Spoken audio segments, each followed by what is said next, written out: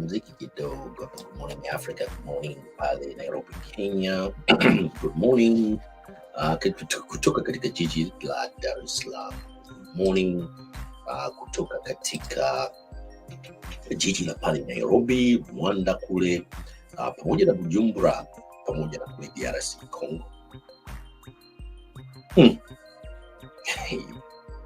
Mambo ni mazito kweli kweli.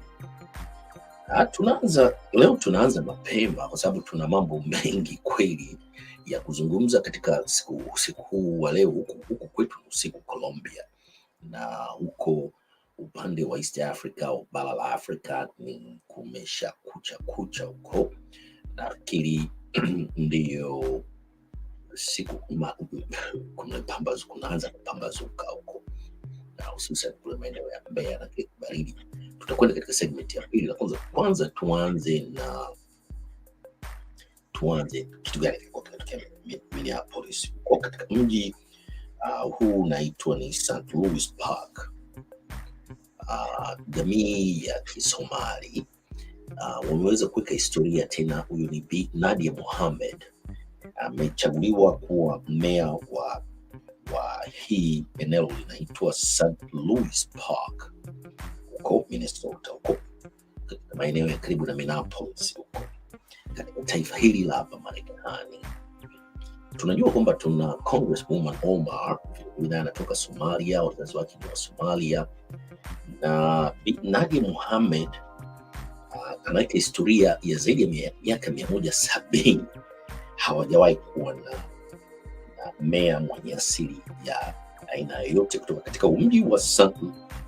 Louis Park huko Minnesota.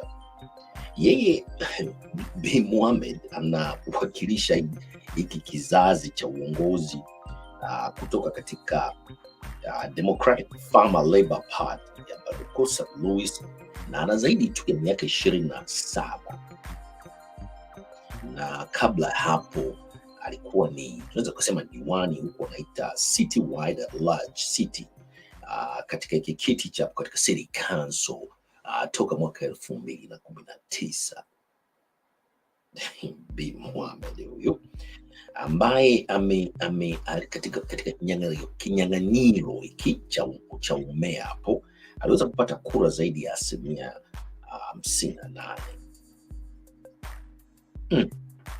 Na katika kinyang'anyiro hicho Lieutenant Governor alikuwa akimsapoti pamoja na meya aliyeondoka alimaliza muda wake Jack Spano, walikuwa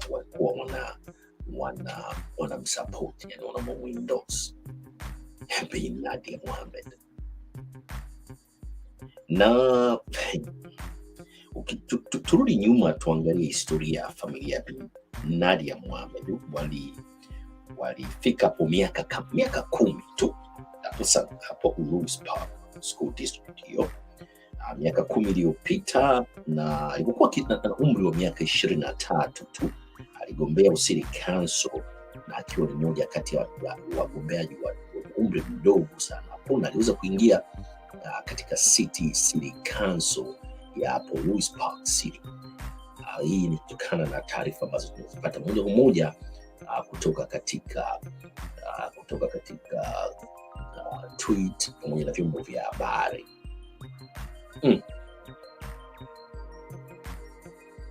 Vilevile katika jimbo la Minnesota vilevile kuna senator kutoka vilevile Somalia anaitwa Zainab Mohamed. Vilevile yeye ni state senator kutoka katika hiyo state yapo Minnesota. Kwa hiyo wana congresswoman, wana state senator, sasa hivi wana mayor kutoka katika mji wa St. Louis Park. Tumpongeze sana na tuwapongeze wote sana na hawa wote ni kizazi cha pili ambacho kiliondoka kule Somalia baada ya machafuko makubwa kweli ambayo yalikuwa yakitokea huko. Hey.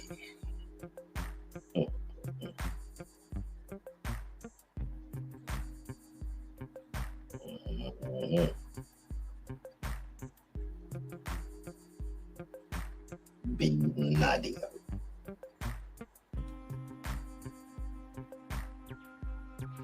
Na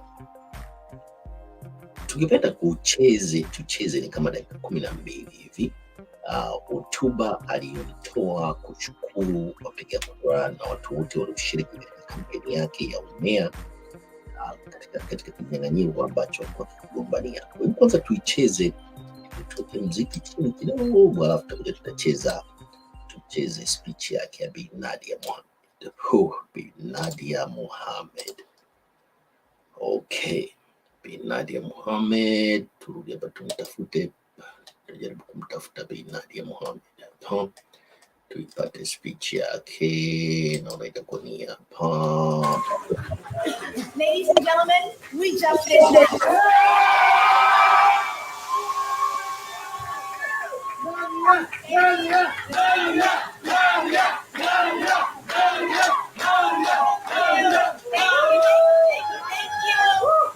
Thank you. All right, if I could have a moment of silence, just so that we can really deeply reflect on what's truly happening here. Y'all, I have worked at a school, so I can definitely do this all day. All right, there There you go. Thank you. Clap once so you can hear me. All right. Clap twice so you can hear me. All right. Thank you so much. I am deeply honored and humbled by your support and the faith that you have placed in me. This election is, of course, a momentous one, as we already know, and I am truly grateful for the opportunity to lead our great city. Thank you. I first want to start off by thanking Mr. Dale Anderson for stepping up, for running, and for contributing to our great democracy. So thank you, Mr. Dale. I want to take a moment and express my greatest gratitude to my campaign manager, to my team, Cole. I couldn't have asked for a better campaign manager. To Anissa and Behja and Kosar, who are just running around, handling everything. Thank you so much. Thank you for door knocking. Thank you for doing it after work and after school and all your other obligations. Thank you. Thank you to Isabel. I think I saw her somewhere over here, but man, she door knocked over 1,000 doors. To Griffin and to Jaden, who I saw as well, who are high school students and door knocked. That's amazing. It's truly amazing to see young folks being active in politics and taking their civic duty serious. It's amazing. It's amazing to have that on my team. And I also want to thank Ian, who's also all the way over there, the British dude, all the way in the corner over there. He liked, even when it was cold outside, to go door knock. And that's dedication. So thank you. I also want to thank all my supporters and my donors, and all the people who endorsed this campaign. Yeah. I cannot stand here. Y'all already been waiting all night, right? But I can't stand here and name every single one of them because we'll be here until next week. And y'all want to get home. It's school night, right? But I want to highlight a couple of folks. I don't know if I saw them on my way here, but I want to highlight our council member, Lynette Dumalag, who is a ward member too. She's been a good friend to me and a huge supporter. Also want to thank both of our House representatives, Larry Kraft. I think I saw him too. Yeah, Larry. Yes, and our other House representative, Cheryl Joachim. There you go. Also want to thank Councilmember Tim Bronson, whose ward that we're in. I haven't seen him, but I want to thank him as well. Okay, there we go. Thank you. There we go. I also want to recognize and give my big shout out to our Lieutenant Governor Peggy Flanagan, who lives in this neighborhood. Not in the neighborhood, but in the city. I also see our Senator Ron Lax. Thank you so much. And our school board members, all the people who ran I haven't gotten a chance to look at their election, but I wish them best of luck. Oh, it's all good. All right, I'm getting that news as I'm speaking to you. And I want to thank them for running, and I want to thank them for their support. It was amazing to do it in collaboration with them. I want to thank Yolanda Ferris. There she goes, our elected council member. So amazing to see that. So I also want to highlight Mayor Jake Spano. I think I saw him somewhere in here.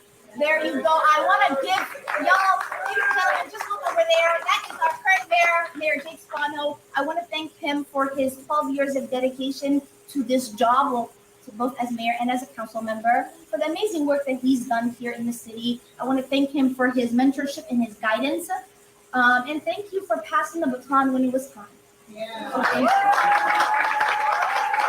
Speaking of mentors, I want to acknowledge the man who started all of this, who put this idea in my head, Tom Miller, who I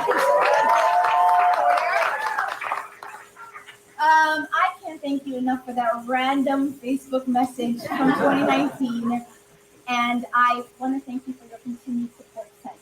So thank you. I also want to thank my friends, my aunties. I see them all around.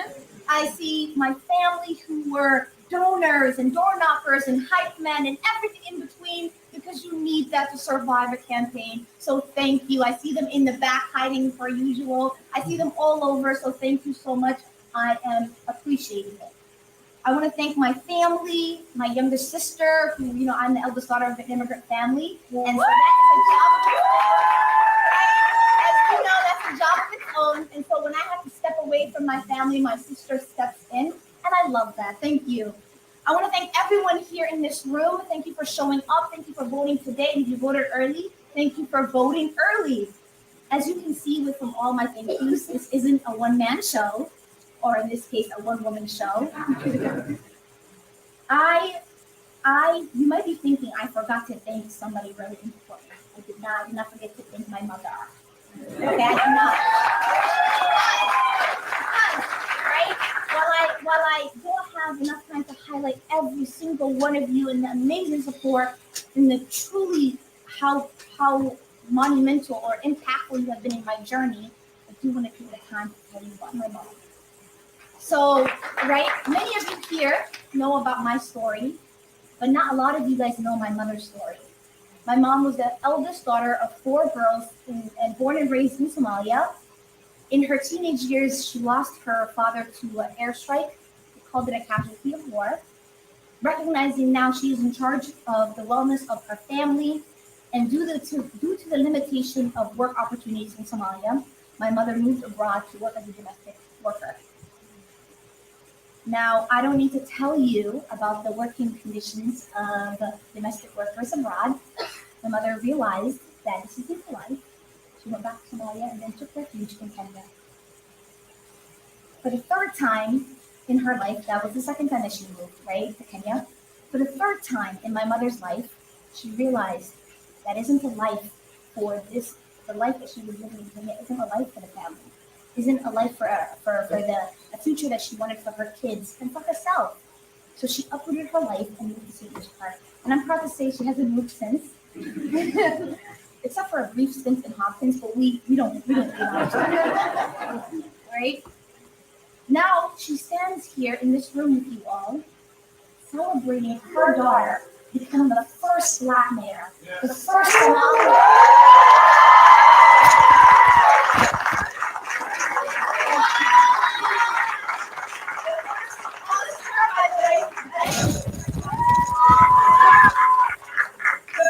Muslim mayor and the youngest in St. Louis Park history.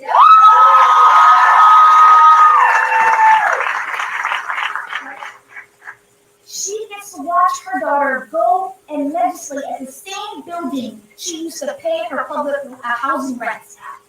That's insane. That's amazing, right? And so often I used to be her voice growing up in St. Louis Park, and so I remember when we go to a doctor's visit. And she'd be like, Nadia, in Somali, right? She would, Nadia, to the doctor, then you have a stomachache, right? A stomachache. And I would turn to the doctor and I would say, my mom said that I had a stomachache. Right? And so I get to be her voice here once again and tell her story. And I tell the story for 2 reasons, right? Not to gather some sympathies or pity, because honestly, you can keep that and, give it to the next person. But I want to highlight the story for 2 main reasons. From the first day I announced back in 2019 for my council seat, I was asked, where did I find this courage to run for office at such a young age? And to that, I now get to answer and say, it's because I have watched a courageous woman handle her business every day and every single time. Yeah.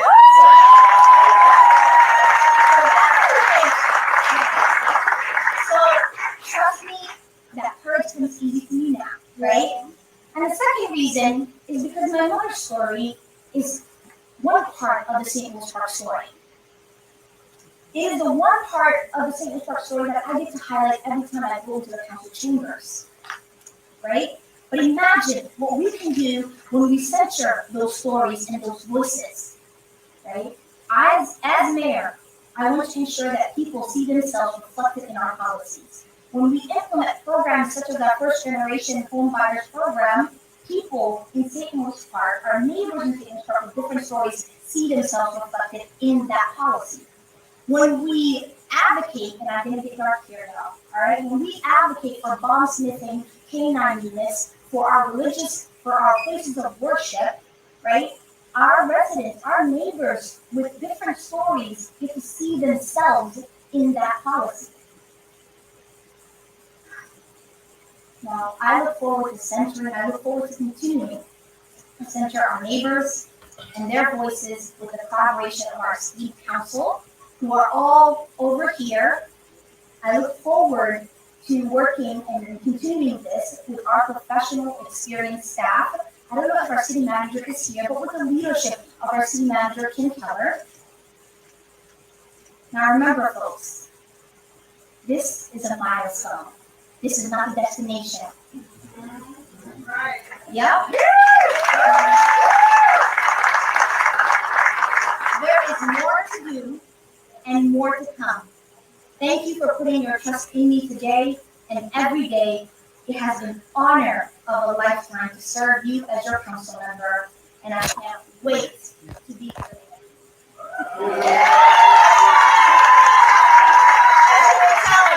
During the practice earlier, but he didn't have to steal my thunder. I also want to recognize some of the elected officials that are in the room that I didn't get to acknowledge. I know that Senator Omar Monte was here. I also want to acknowledge that Senator Zainab Mohammed is also here. Our House Representative Holland is also here. Hamoud Noor is also here, our other House Representative. I'm trying to see who else might be here. I didn't get a chance. Attorney General Keith was here as well. So I want to thank every single one of you. Like I said, a one-woman show. I am going to do it proudly with the help and support of our elected officials in and outside of St. Louis Park, because we will get the job done for St.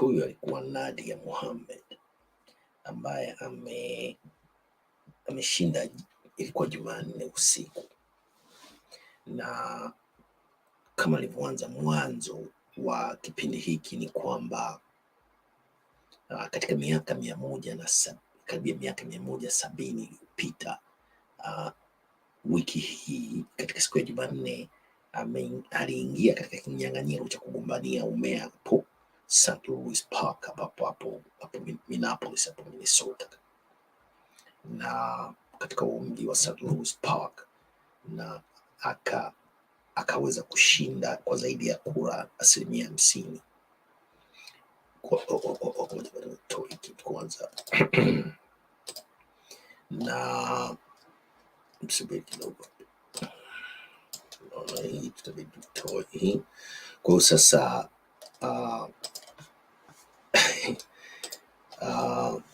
Nadia Mohammed, kama ulivyosikiliza speech yake, ameongea vizuri kweli kweli, na ametoa historia ya mama yake.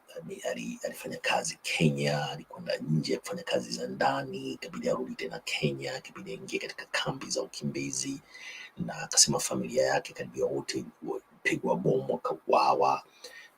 Anatoka mama yake katika familia ya watu 4 na walipoteza maisha ndugu zake karibia wote, na sasa hivi wanaishi katika state ya Minnesota hapo, na mtoto wake kama mlivyomsikia akiongea na confidence kabisa, na hii si mara yake ya kwanza kugombania. Aliingia mdogo sana akiwa na miaka zaidi ya 23 katika city council, au aligombea udiwani na akaingia katika baraza la madiwani, na sasa hivi amegombania umea katika mji huo wa hapo St. Louis Park. Sasa kwa nini tumeanza na hii story ya Nadia Mohammed, mwenye asili ya kutoka Somalia, hapa katika hili taifa kubwa la hapa Marekani? Leo hii Watanzania wakiamka huko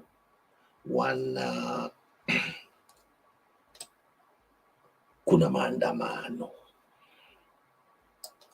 ya kitaifa Leo tarehe 9 ni siku ya maandamano ya kitaifa hapo Tanzania. Subiri kidogo.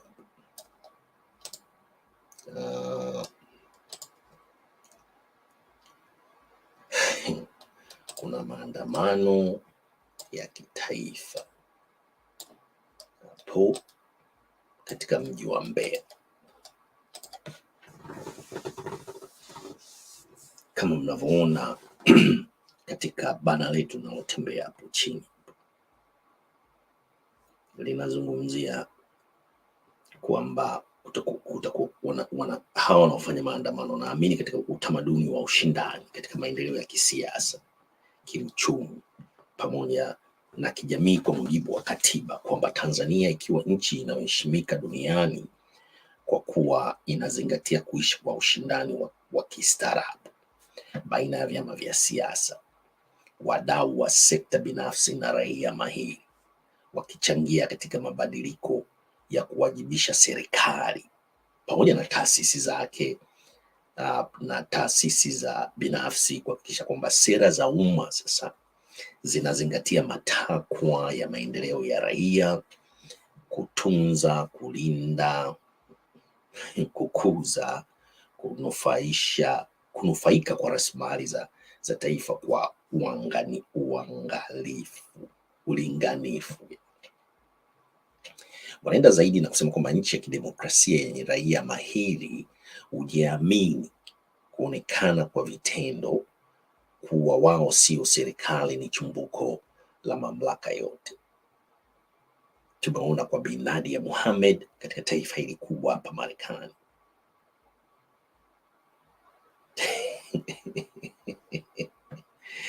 Lakini imewachukua miaka 170. Sasa haya maandamano ambayo kama tunavyoonyesha katika bana letu hapo mnaloliona linalotembea chini hapo, ambapo nimejaribu kusoma baadhi ya maandiko. Kuna maandiko marefu sana ambayo tumeletewa na wahisani wetu kutoka Tanzania American Swahili News pamoja na Swahili Villa Online TV, tuyaweke hapa. Sasa andiko la pili baada ya hilo ambalo linatembea hapo chini, ngoja tuliweke hapa. Andiko la pili, hilo ni andiko la kwanza. Hebu ngoja kwanza, najaribu kutafuta ile andiko. Andiko la pili, katiba mpya ni sasa, aidha maandamano yanazingatia tu kukumbusha serikali kutimiza wajibu wake wa kusikiliza na kutekeleza vipaumbele vya raia katika sekta za nchi. Kwa hiyo basi wanasema hivi, maandamano yanachangiza serikali kuacha danadana, bali kuanzisha na kusimamia mchakato wa raia kuandika katiba ya nchi. Kwa zaidi ya miaka 32 serikali imekuwa ikiahirisha mapendekezo na azima ya raia kuandika katiba mpya inayoendana na mazingira ya siasa za ushindani kidemokrasia, kama vile mlivyomwona Nadia akizungumza Mohamed hapa Minnesota. Watanzania hawakubaliani na sharti la serikali ya Jamhuri ya Muungano wa Tanzania kuelimisha raia kwa miaka 3 kabla ya kuanza mchakato wa kuandika katiba mpya. Wanasema kwamba huu ni ulaghai, ni mbinu ya watawala kuhalalisha takwa la raia ili kuendelea kutumia katiba ya zamani isiyowajibisha watawala kwa raia, bali kinyume chake. Tunaandamana, yani wanaandamana kushinikiza serikali kutimiza wajibu wake katika hilo jambo kulizungumzia.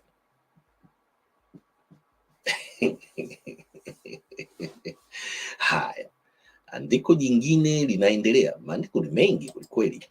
Wanasema hii haikubaliki, serikali isikilize sauti za raia, si wageni, kwa kuwa raia ndio wenye nchi na chimbuko la mamlaka ya serikali.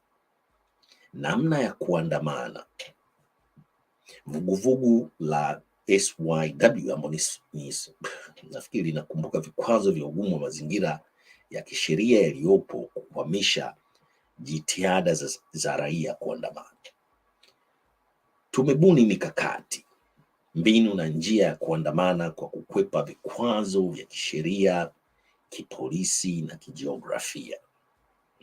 Hebu tuambie, tunawashauri raia kufanya ifuatayo ili kuweza kuwa kwenye orodha ya walioandamana: kupinga mkataba wa IGA, kupinga serikali kukwaza raia kuandika katiba mpya, na kupinga serikali kukiuka haki za binadamu za kijamii za Kimasai. Ukiamka asubuhi ya leo hii ya Novemba 9, vaa shati, t-shirt, blouse au vazi lolote jeupe, hata shuka. Tembea toka nje ya makazi yako. Unaweza kwenda dukani, kazini, kituo cha usafiri, kijiwe, hata kwa jirani. Ukiwa huko, tumia simu yako kujipiga na kupigwa picha ukiwa na vazi lako jeupe. Unaweza kuandika na kubeba bango lako na kupigwa nalo picha pia, kisha tuma post picha yako. Naona andiko linaendelea, naona tumelikata hapo. Sasa kuna ndugu zetu upande wa walioko Uingereza wana taratibu zao za maandamano, ziko tayari. Wameshawajulisha polisi, wametuma mrejesho kwa maandishi kwa kupiga simu. Dress code, t-shirt nyeupe, unaweza kuiandika kwa mkono au kuprint maneno yako, maneno ya kwa mfano ya katiba mpya ni sasa, not to DP word, no Masai eviction. Uamuzi ni wako. Utaratibu wa kwenda kuchapisha umeshachelewa. Unazungumzia some logistics hapa sasa. Tarehe, mahali na muda ni tarehe hiyo ya leo hii. Tukutane ubalozi wa Falme za Kiarabu. Hawa ni watu wa Uingereza uko UAE, 12 Grosvenor Christ London Southwest 1X7 EE. Muda ni 10 am GMT, na ubalozi wa Tanzania House 3 Strangford Place London. Nafikiri WICI 1AS United Kingdom, nafikiri ni pale katika ubalozi wetu. Muda ni 12 noon GMT, just in case of delays. Polisi wametupa muda hadi saa 10 jioni. Uingereza huko hao watakuwepo, wataonekana na sababu demokrasia imekuwa huko, watazungumza tu, watademonstrate, watakaa pale, polisi watawaangalia, watawalinda, wataondoka. Sasa polisi wa Tanzania na viongozi wa Tanzania waangalie polisi wa Uingereza au serikali ya Uingereza katika hiyo mji watafanya nini. Huku Marekani hatujapata taarifa zozote, lakini tumepata tu taarifa za Uingereza pamoja na Mbeya.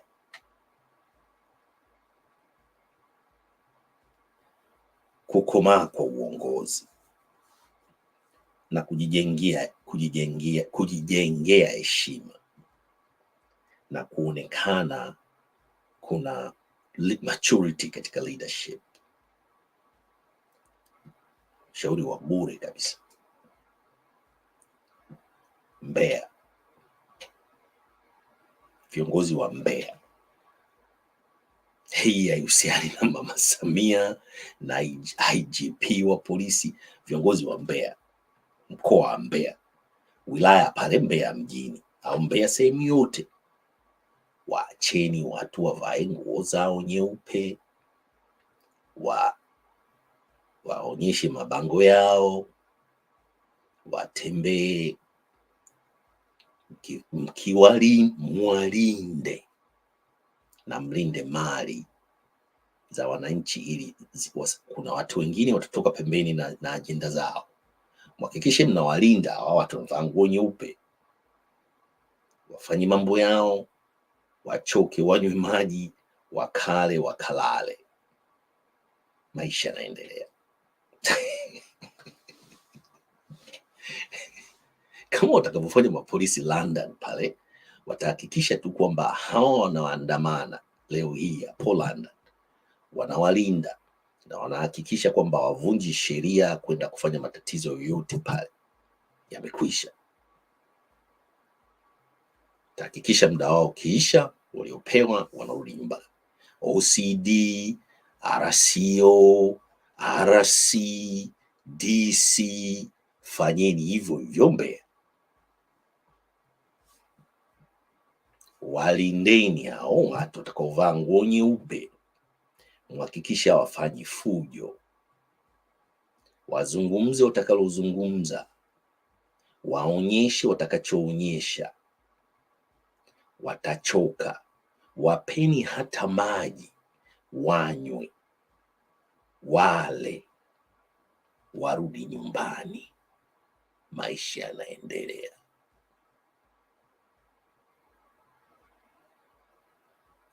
Mkuu wa mkoa, sijui ni RC, DC wa Mbeya, RCO, OCD, fanyeni hivyo hivyo.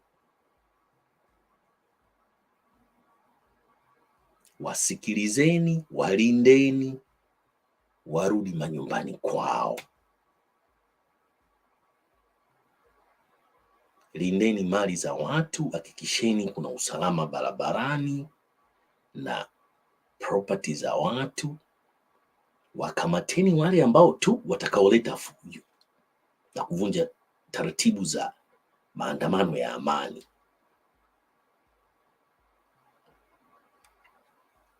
Leadership iliyokomaa ndio itafanya hivyo katika multi-party system katika nchi. Binadamu anayepiga binadamu mwenzake hajastaarabika. Fikiria sasa, wewe unaotoa amri ukapige binadamu mwenzako, wavunje miguu na kuwapiga risasi, ufanyiwe wewe.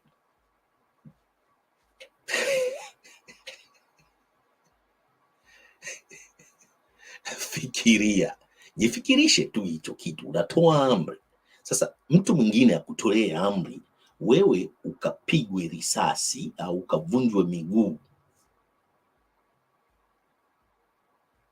Fikiria tu hivyo kwa kifupi tu. Kwa hiyo sasa, kuonyesha kukomaa kwa uongozi, RC, DC, OCD, sijui OCCCO, sijui nani, walindeni hawa watu, hakikisheni hawaleti fujo, waongee watakachokiongea. Wakimaliza wataonyesheni, waambie waende nyumbani au mwache tu. Watakapomaliza waache waende nyumbani, hata kuwasindikiza nyumbani, wasindikizeni nyumbani.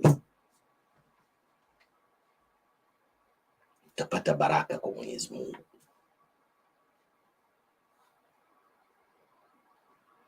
Wewe RC na DC, OCD, RCO, sijui nani, mtapata baraka. Mkianza kufyatua risasi kwa binadamu, mwapige, mwafanye mnachotaka kuwafanya, mnatengeneza mambo ya ajabu sana katika familia zenu, ndugu zenu, katika siku za baadaye. Kwa hiyo hii ni American Swahili News, na tumekwenda zaidi ya dakika 38, kwa sababu tuna mambo mengi sana leo, ilibidi tuanze mapema. Na tumezungumzia ya maandamano. Kwa hiyo tutajaribu kuwatafuta watu ambao watakuwa labda London, watu ambao wako Mbeya, ili tufuatilie katika masaa ya baadaye. Kwa sababu sasa hivi tuna shughuli zingine za ujenzi wa taifa hapa, ndio kwa maana tumeanza mapema kidogo. Na kwa hiyo basi, kwa wale ambao hamjasubscribe American Swahili News pamoja na Swahili Villa Online TV, kwanza American Swahili News, nendeni mkasubscribe. Kwa wale ambao hamjasubscribe, especially wakina mama, nendeni mkasubscribe. Na jana tuliintroduce tena kama unavyoona hapo juu katika bana letu kwamba kila Jumanne tutakuwa tunakuja na business news au financial news, kuzungumzia mambo mbalimbali ya stocks, businesses na kadhalika. Tutakuwa tunaleta mtaalamu kwa kama dakika 10-15 kuja kutupa elimu kidogo ya masuala ya financial businesses na kadhalika hapa katika tutakuja tunamleta live katika studio zetu, na ndio kwa maana tuna run hiyo stock exchange Bloomberg report ambayo inaonyesha makampuni kadhaa hapa yanayo trade katika stock hapa Marekani. Ndio. Kwa hiyo basi tunawatakieni maandamano mema, jitokezeni mweleze kile ambacho kama tulivyozungumzia, tulivyoonyesha hapo katika bana chini na kuendelea, kwamba mfanye maandamano ya amani tu, mzungumzi mnataka kuzungumza, msilete fujo, na polisi nao walindeni hao watu,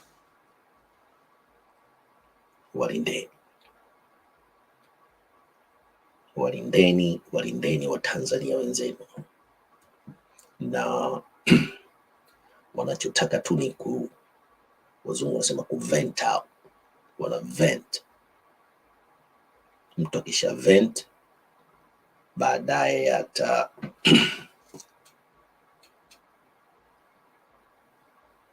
jitafakari na maisha yanaendelea, na wasikilizeni wanaongea nini, kwa sababu Tanzania ni wote, ni ya sisi sote, ni nchi ya Tanzania duniani, ya kwetu wote. Hii dunia ndio bana, unakuta kuna watu wanatoka Afrika wanakuja Marekani, wanatoka Marekani wanakwenda Afrika, na viongozi wetu wa Afrika wanakuja sana hapa Marekani. Viongozi wastaafu, viongozi wetu wa Afrika kuja sana hapa Marekani. Kwa hiyo mambo mengi sana tutaongea. Kwa hiyo basi tupendane, na hii ni mtihani ambao unaweza kwenda ukafungua makaburi ya kina baba wa taifa, kina marehemu Rashid Kawa, kina Thabit Kombo, sijui wakina nani wote waliotangulia. Huu ni mtihani wa leo ambao sasa Tanzania inawekwa katika test.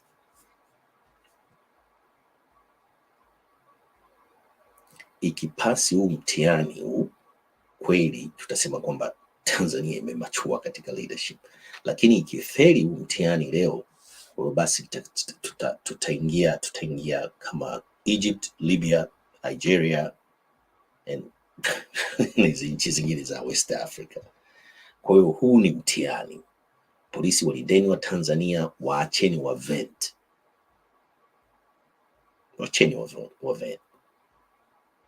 walindeni, hata kama kuwaletea maji, hata kama kuwasaidia watakaoanguka, ambao wataka kutembea maili na maili, wasaidieni, wapelekeni hospitali wakatibiwe, patieni huduma ya kwanza, wacheni waongee, wa vent. Wakisha vent, chukueni yale mazuri, nendeni mkafanyie kazi, aluta continue.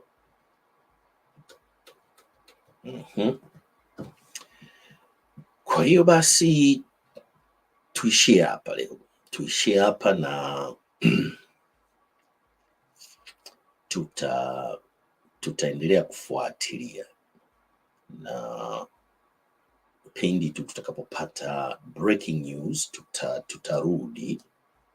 Tutakapopata breaking news tutarudi na tutakuja kuzungumza ni kitu gani kinachoendelea, kama